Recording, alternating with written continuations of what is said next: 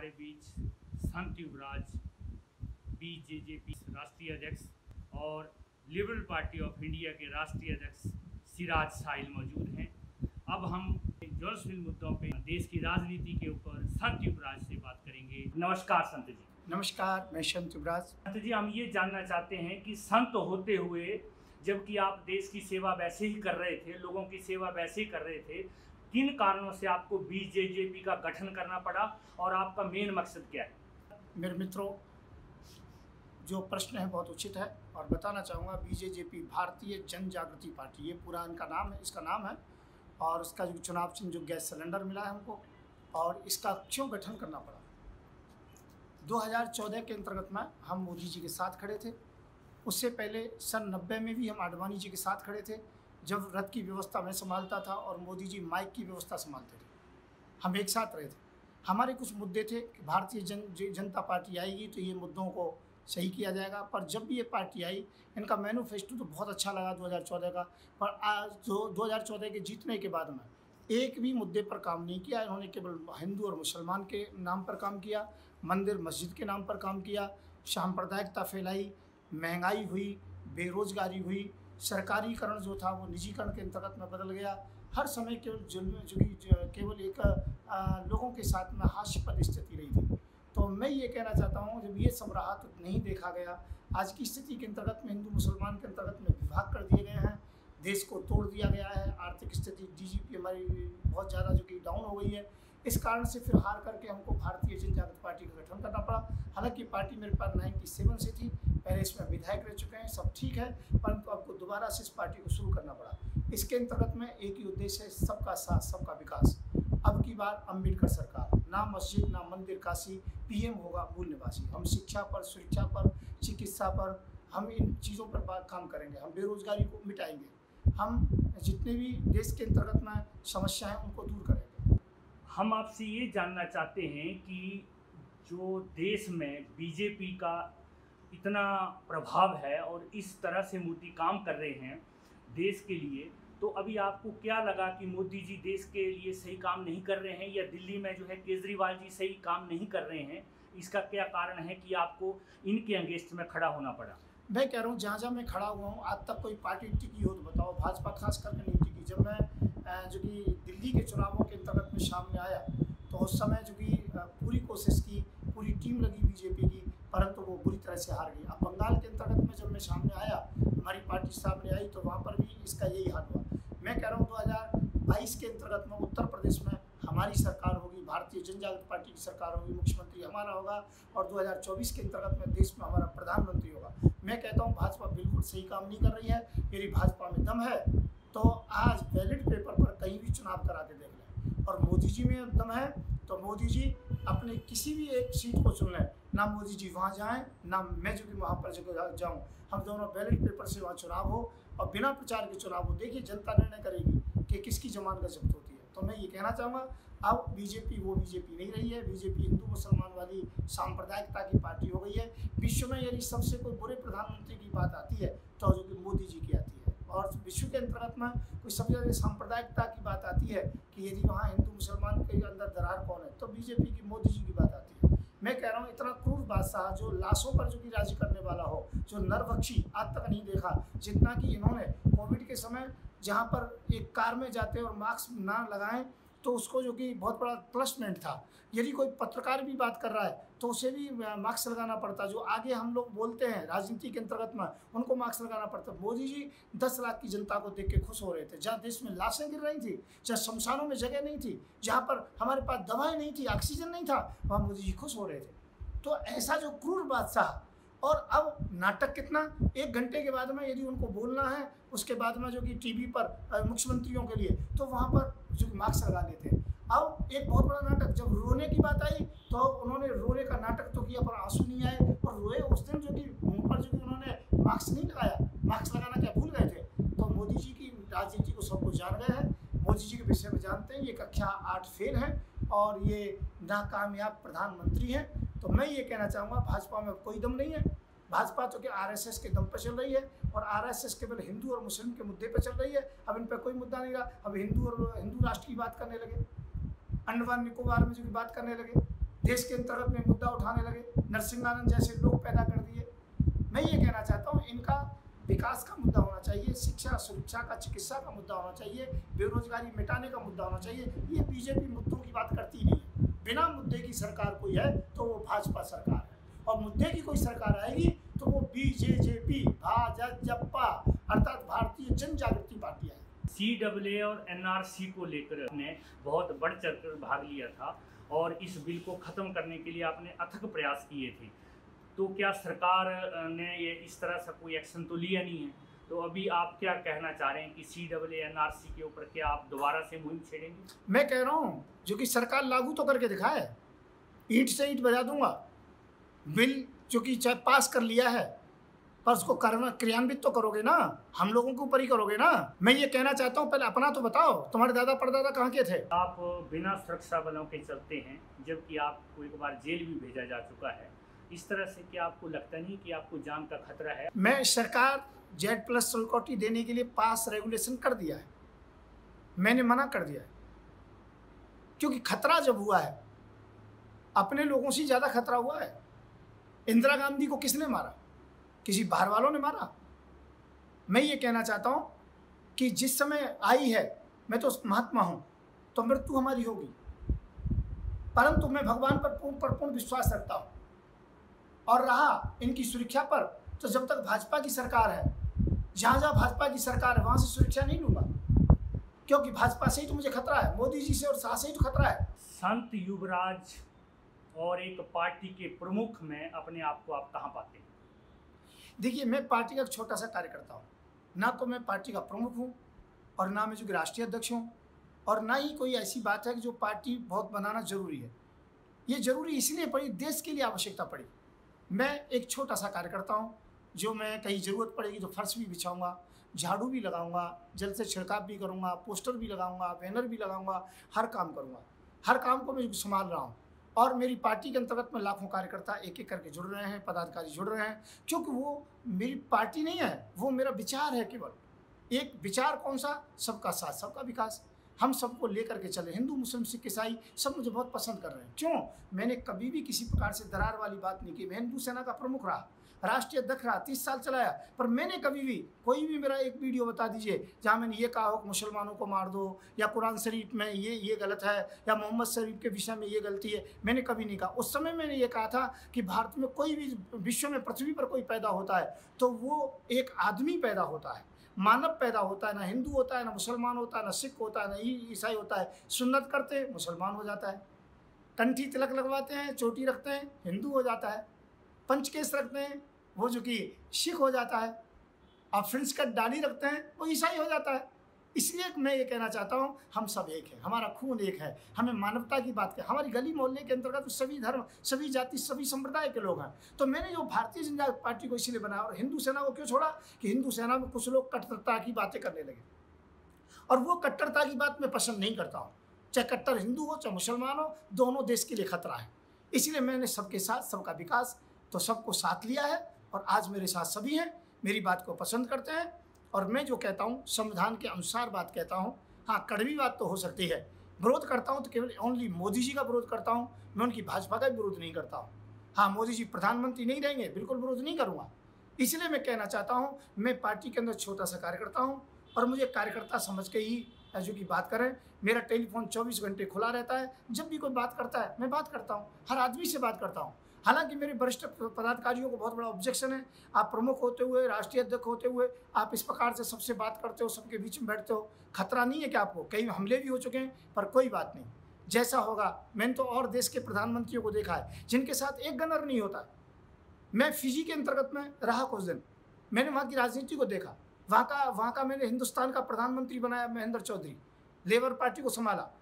मैं एक दिन प्रधानमंत्री का इंतजार कर रहा था, जिस समय हमको जेल भेज दिया गया था। उसके बाद जो दूसरा मुस्लिम प्रधानमंत्री बना, एक समारोह रखा गया, हम विपक्षी लोगों को बुलाया गया, तो मैं इंतजार कर रहा था कौन प्रधानमंत्री है, और प्रधानमंत्री मेरे बगल में कुर्सी पर बैठा हुआ था। मुझे पता ही नहीं था।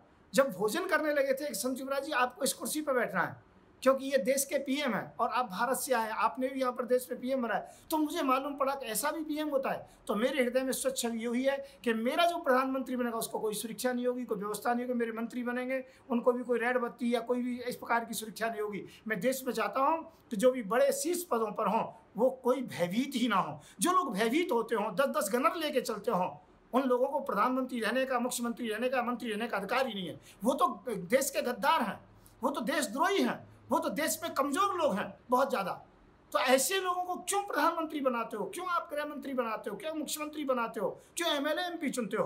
तो हमारी सरकार जो होगी वो एक इसी प्रकार से होगी। जैसे मैं एक साधारण कार्यकर्ता हूँ, इसी प्रकार से प्रधानमंत्री से लेकर के हमारी पार्टी के अंदर जितने भी लोग होंगे मिनिस्टर, वो सब साधारण व्यक्ति होंगे, साधारण व्यक्तित्व के लोग होंगे, व्यक्तित्वशाली तो होंगे परंतु देखने में साधारण लोग होंगे। जनता के बीच आप किन मुद्दों को लेके जो है इलेक्शन लड़ेंगे? आपके मेन जो 5 मुद्दे क्या हैं? मेरा सीधा सा है, शिक्षा का है, सुरक्षा का है, चिकित्सा का है, बेरोजगारी का है और मंदिर मस्जिद को ये विवाद को मिटाने का है। ये 5 मुद्दे मेरे खास करके होंगे। और मैं सबसे बड़ी बात ये बताना चाहता हूँ कि किसानों के साथ बहुत बड़ा अन्याय किया जा रहा है। किसानों की बात सुनी जाएगी। जिस किसान के खेत में बिजली के खंभे उन्हें 5-5 हज़ार रुपये प्रति माह दिए जाएंगे, क्यों जिस समय हम टावर का दे सकते हैं तो क्या उनको नहीं दे सकते हैं? बेरोजगारों के लिए 5-5 हज़ार रुपये महीने का भत्ता होगा, 10 लाख से 20 लाख रुपये का लोन होगा उनके लिए। विकलांग जो होंगे उनके लिए 5 हज़ार रुपये होंगे। वृद्धा पेंशन 2,500 रुपये की जाएगी। सिलेंडर 250 रुपये का किया जाएगा और डीजल पेट्रोल 30 रुपये से 35 रुपये का किया जाता है। जब हमें 28 रुपये का डीजल पेट्रोल पड़ रहा है यहाँ पर आकर के सरकारी रेट पर, तो फिर उसको हम जो कि 100 रुपये का क्यों करें? मैं ये कहना चाहता हूँ। तो मेरे मुद्दे इस प्रकार के होंगे, विकास के मुद्दे होंगे। हम व्यर्थ के मुद्दे नहीं लेंगे, हमारे मंदिर मस्जिद के मुद्दे नहीं होंगे, हिंदू मुसलमान के मुद्दे नहीं होंगे। इसलिए सबका साथ सबका विकास, ये मोदी जी ने कहा था पर मोदी जी ने किया नहीं था। Make in India Modi ji ने कहा था, किया नहीं था। हम इसे करके रहेंगे। तो क्या केजरीवाल से आप सत्ता छीनने के पूरे मूड में हैं? क्या आप सफल हो पाएंगे? नहीं, केजरीवाल को जुमलेबाजी ज़्यादा करते हैं। उनको अर्थव्यवस्था देखना तो चाहिए, फ्री की बात तो करते हैं, पर बात ये देखिए ना आगे क्या हो रहा है। मैंने एक मुद्दा लिया था कि मैं तुम्हारे साथ हूँ, परंतु फ्री नहीं चाहिए, लोगों को नौकरी दीजिए। एक घर में आप 3,000 रुपये का खर्चा करते हो, बिजली का, पानी का और जो कि रोड पर जो कि रोड बेच के किराए का, आप 2-2.5 हज़ार रुपये का एक व्यक्ति को देते हो। मैं कह रहा हूँ उस घर के अंतर्गत में 20,000 रुपये की नौकरी दो ना, 10,000 की नौकरी दो ना, जीवन उसका सही रहे। दिल्ली वालों के लिए एक ही बात है, जिस घर में सरकारी नौकरी नहीं है उन सभी घरों में एक नौकरी अवश्य दूंगा, चाहे कहीं से भी नौकरी कैसे भी पैदा करनी पड़े। इसलिए मैं बेरोजगारी को मिटाना चाहता हूँ, रोजगार देना चाहता हूँ। केजरीवाल जी सबको हैंडीकैप करना चाहते हैं, सबको एक आदत पड़ गई है। अब एकदम से बिजली के बिल आएंगे, लोग कहेंगे ये क्या हो गया, पानी के बिल आएंगे, कहेंगे ये लोग क्या हो गया, किराया देना पड़ेगा, लोग कहेंगे क्या हो गया। मैं ये नहीं होना चाहिए। हाँ, चिकित्सा का जो मामला वो फ्री होना चाहिए, शिक्षा का मामला फ्री होना चाहिए और बाकी नौकरी देनी चाहिए, ना कि बिजली पानी जैसी ऐसी जो कि बातों को विषय में वो ज़्यादा ध्यान देना चाहिए। लिबरल पार्टी ऑफ इंडिया के जो राष्ट्रीय अध्यक्ष हैं चिराग साहिल हैं, उनके साथ आपका क्या कोलैबोरेशन है? और भी जो गठबंधन है, क्या आप गठबंधन में विश्वास रखते हैं? अगर आपकी पार्टी में 2 या 3 ही निगम पार्षद जीतते हैं या यूपी में जो इलेक्शन होता है, तो क्या आप गठबंधन की सरकार के साथ जाएंगे या जो सत्ता में पार्टी की उनके साथ जाएंगे? नहीं, देखो मैं आपको बता रहा हूँ, पहली बात तो ये मत कहिए, अशुभ मत बोलिए राजकुमार जी की जो हमारी जो पार्टी में 2-3 ही जीतेंगे। 2-3 क्यों जीतेंगे? हमारी तो सरकार बनेगी, हमारा तो जो चेयरमैन जो मैन होगा दिल्ली का हमारा बनेगा, क्योंकि हमारे मुद्दे हैं। और दूसरी बात, यदि कम रह गए तो हम उनके साथ होंगे जो बीजेपी को परास्त करेगा, जो बीजेपी को हराएगा हम उसके साथ खड़े होंगे। क्योंकि हमारा 36 का आंकड़ा बीजेपी से, कि बीजेपी जाति और धर्म के नाम पर जो कि समाज को तोड़ रही है। जो समाज को तोड़ता हो, जो विकास के मुद्दों से भटक चुका हो, आखिरकार उसका हमारा विरोध करना धर्म है। आप प्रधानमंत्री जी से बहुत खफा हैं, बहुत से आप उनके अगेंस्ट में बहुत कुछ बोलते हैं, अमित शाह के बारे में बहुत कुछ बोलते हैं, जिसकी वजह से आपको जेल भी जाना पड़ा। तो क्या आपका जेल जाना मोदी जी का हाथ था कि आपको वो जेल भिजवाया उन्होंने? भाई ये तो इस पर कहने की ज़रूरत ही नहीं है। जब ये कोरोना हुआ जो कि उसको अमित शाह को, तो मैंने सचेत किया कि अब की बार कोरोना में जो कि अमित शाह का जो नंबर आ गया, क्योंकि उन्होंने कई लोगों को पहले मरवा दिया, ठिकाने लगवा दिया। जैसे पुलवामा के केस में सुषमा स्वराज को मरवा दिया, राफेल के केस के अंतर्गत में पारेल साहब को मरवा दिया। जो लोग विवादग्रस्त होते हैं या किसी घोटाले में होते हैं, या तो भगा दिए जाते हैं या फिर सीधे ही भगा दिए जाते ऊपर। तो अमित शाह को मारने की तैयारी हो गई थी। तो मैंने ये कहा था अमित शाह के लड़के से कि बेटा उससे बचाइए उन्हें, और इसको कौन मारने वाला है? तो मैंने कहा मोदी जी और योगी जी, क्योंकि मोदी जी का झुकाव योगी जी तरफ हो गया था। उस समय ये होता कि मैं पीएम बनाऊंगा इनको, तो उस कारण के अंतर्गत में फिर दूसरा नरसिंहानंद के लिए विषय में सोचा कि ये मुख्यमंत्री बनेंगे। तो मैंने ये कहा था, तो ये बात मोदी जी को अच्छी नहीं लगी। मोदी जी और इनकी मीटिंग हुई तो मोदी जी ने अमित शाह को कहा, अमित शाह ने स्पेशल सेल के लोगों को बुलाया, इसे तत्काल अरेस्ट कीजिए, इनका एनकाउंटर कीजिए। ये किया तो ये तो बहुत बड़े बड़े अफसर थे जिन्होंने देखा मेरा कोई कसूर नहीं है तो इनकाउंटर से मुझे बचा दिया। उन्होंने जेल में रखा, तनाई में रखा, बड़े बड़े कष्ट दिए गए, बड़ा जो कि मुझे डिप्रेशन में रखा गया, स्लो पॉइजन लगाया गया, परंतु भगवान की कृपा थी, सब ठीक रहा।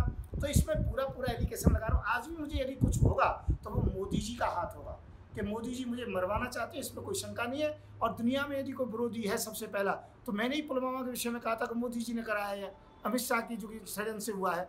आज तक उसकी केस की जांच नहीं हुई है, आज तक उसकी फाइल नहीं आई है, प्रोपगंडा रचे जा रहे हैं। तो मैं ये कहना चाहता हूँ ये इनका घनौनी हरकत है। कुछ वीडियो में आपने कहा है कि गौ मांस जो है उसका जो पूरा चल रहा है वो मोदी जी के संरक्षण में चल रहा है, क्या ये सत्य है? मैं ये कहना चाहता हूँ, एक सुई भी जाती है विदेश तो क्या बिना प्रधानमंत्री की आज्ञा के कोई जा सकती है? कस्टम हाउस के बिना जा सकती है? कस्टम हाउस आज किसके अंडर में है? जितने भी बड़े बड़े लाइसेंस है कट्टी घरों के, वो आखिरकार कौन देता है और कौन उनको जो हटा सकता है? ये प्रधानमंत्री के अंदर में होता है। फिर वहाँ के कट्टी घरों के मालिकों से जब पूछा गया तो बताते हैं कि उनको जो कि लिखित में आदेश आता है रेड मीट, परंतु ऊपर से फ़ोन आता है कि इतना जो कि हमें बीफ देना होगा, गाय का मांस देना होगा, नहीं तो आपका लाइसेंस कैंसिल कर देंगे। ऐसे लोग काफ़ी संपर्क में। तो मैं सीधा एलिगेशन लगाता हूँ, यदि कांग्रेस गाय का मांस बेचती थी, मनमोहन सिंह यदि गाय का मांस बेचता था, इसके प्रमाण शंकराचार्य कहते थे और बीजेपी वाली कहते थे, आरएसएस के कहते हैं। तो आज बीजेपी के टाइम में यदि 14 गाय का मांस जा रहा है तो मोदी जी बेचते हैं, इसमें कोई शंका नहीं। योगी जी गाय का मांस बेचते हैं, इसमें कोई शंका नहीं। हिंदू पने का मखौटा इनको उतारना पड़ेगा। अब हम बात करेंगे सिराज साहिल से, जो लिबरल पार्टी ऑफ इंडिया के राष्ट्रीय अध्यक्ष हैं। नमस्कार। नमस्कार। सिराज जी, हम ये जानना चाहते हैं कि आपने भी जैसे बीजेपी का गठन युवराज ने, आपने लिबरल पार्टी ऑफ इंडिया के आप राष्ट्रीय अध्यक्ष हैं, तो आपका इस पार्टी को बनाने का मेन उद्देश्य क्या रहा? मेरा पार्टी बनाने का मेन मकसद ये है कि हम भारत में राजनीतिक दलों द्वारा बहुत ज़्यादा पैसे का इस्तेमाल करके राजनीति को महिमा मंडित करना और बाहुबल और धन बल और जात पात और धर्म की तुच्छ मानसिकता के साथ विधायक और सांसद जिताने में लगने के लिए अपनी जी जान लगा देना, ये गलत मैं मानता हूँ कि विधानसभा चुनाव हो, चाहे लोकसभा हो, चाहे नगर निगम का हो, चाहे पंचायत का हो, इन चुनावों में सही माने में जनप्रतिनिधि का चुनाव होना चाहिए, ना कि बहुत ज़्यादा धनाढ्य व्यक्ति का, अपराधी छवि वाले का या बाहुबल वाले का। सच्चे माने में जो जनप्रतिनिधित्व के तहत जो है काम करना चाहे उस व्यक्ति का ही चुनाव होना चाहिए। ऐसे लोगों को ही शामिल करके लिबरल पार्टी ऑफ इंडिया का गठन हुआ है, ताकि राजनीति को स्वच्छित किया जा सके और सही लोगों को राजनीति में लाया जा सके। यूपी में जो विधानसभा इलेक्शन है, दिल्ली में नगर निगम के इलेक्शन है, इसमें आप बीजेपी के साथ कोलैबोरेशन में इलेक्शन लड़ रहे हैं या इंडिविजुअल इलेक्शन लड़ रहे हैं या और किसी पार्टी के साथ आपका गठबंधन का प्लान है? भाई, मैं जो हूँ संत युवराज साहब को बहुत दिनों से जानता हूँ, उनके कैरेक्टर को जानता हूँ, उनके संघर्ष को जानता हूँ। उन्होंने भारतीय जन जागृति पार्टी का गठन बहुत पहले किया था। बीच में जो है वो पूरी तरह से जो है धार्मिक और सामाजिक कार्यों में लग गए, लेकिन उनको धीरे धीरे इस बात का एहसास हो गया कि राजनीति में जब तक ताकत नहीं हासिल की जाएगी तब तक जो है समाज में बड़ा सुधार नहीं किया जा सकता। तो उनके द्वारा बनाई गई पार्टी का मैं स्वागत करता हूं। और इस तरह के लोग जो राष्ट्र निर्माण, आपसी भाईचारा, सद्भाव और देश को विकास की ओर ले जाने के लिए दृढ़ प्रतिज्ञ हैं, वो चाहे संत युवराज हों या कोई और राजनीतिक दल, हम उन सब राजनीतिक दलों को एक साथ लेकर चलेंगे। हम कोशिश करेंगे कि समान विचारधारा के लोग, बाहुबल, धन बल, जातिवाद, धर्मवाद पर चलने वाले लोगों को शिकस्त देने की नीयत रखने वाले लोग हमारे साथ आएं। हम सभी ऐसे लोगों का गठबंधन में स्वागत करेंगे जो ईमानदार राजनीति के पैरोकार हैं और जनता से सरोकार रखने के लिए राजनीति में आए हैं। हम ऐसे दलों को इकट्ठा कर उत्तर प्रदेश के विधानसभा चुनाव में भी जोर आजमाइश करेंगे और पूरी ताकत के साथ जो चुनाव लड़ेंगे। नमस्कार।